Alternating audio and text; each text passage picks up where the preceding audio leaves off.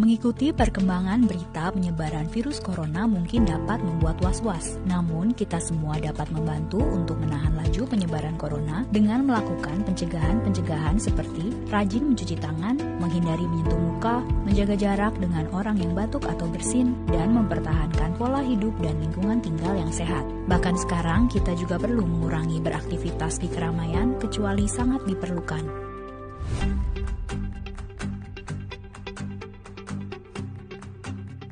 Mengapa hal ini perlu dilakukan? Dengan melakukan tindakan-tindakan preventif seperti ini sebagai individual, maka kita dapat membantu memperlambat laju penyebaran virus corona secara umum dengan mengurangi kurva yang melengkung habis ini artinya suatu saat wabah ini akan berhenti. Nah, garis ini mewakili kapasitas rumah sakit dan tenaga kesehatan. Jadi semua yang di bawah garis ini kemungkinan besar akan dirawat, tapi yang di atas garis ini kemungkinan besar kesulitan dan bahkan meninggal dunia. Nah, tugas kita adalah membuat kurvanya tuh nggak terlalu melonjak tinggi, sehingga semua orang yang sakit bisa masuk ke dalam rumah sakit dan ditangani oleh petugas kesehatan. Jadi gimana caranya membuat kurva ini menjadi landai? Orang itu sakit nularin orang lain.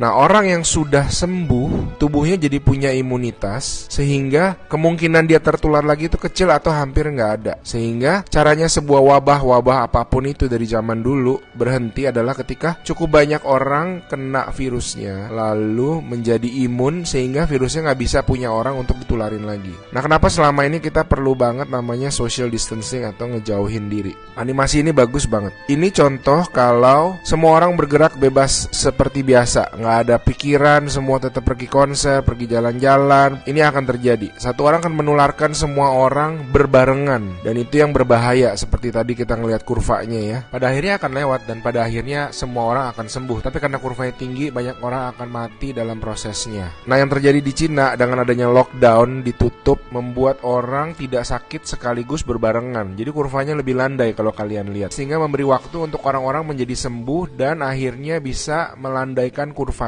Nah, sekarang kita lihat kalau kita lakukan namanya social distancing, yaitu kalau nggak harus banget, nggak usah pergi keluar. Kalau nggak penting-penting banget, nggak usah ketemu temen, nggak usah ada social function, semuanya ditunda dulu. Kita lihat apa yang terjadi.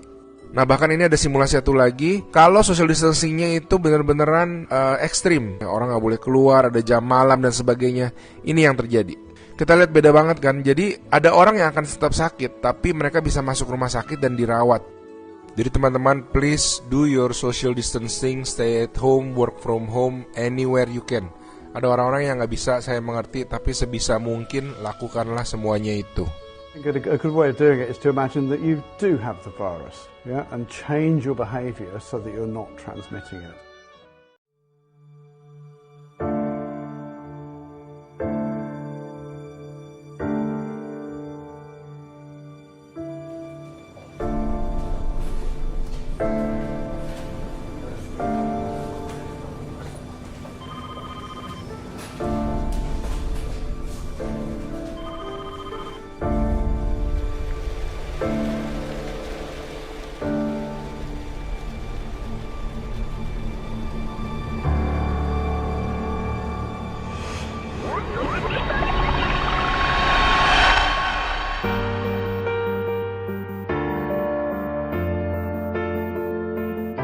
خمسون بالمئة من حالات العدوى المكتسبة بالمنشآت الصحية يمكن تجنبها بتطهير اليدين.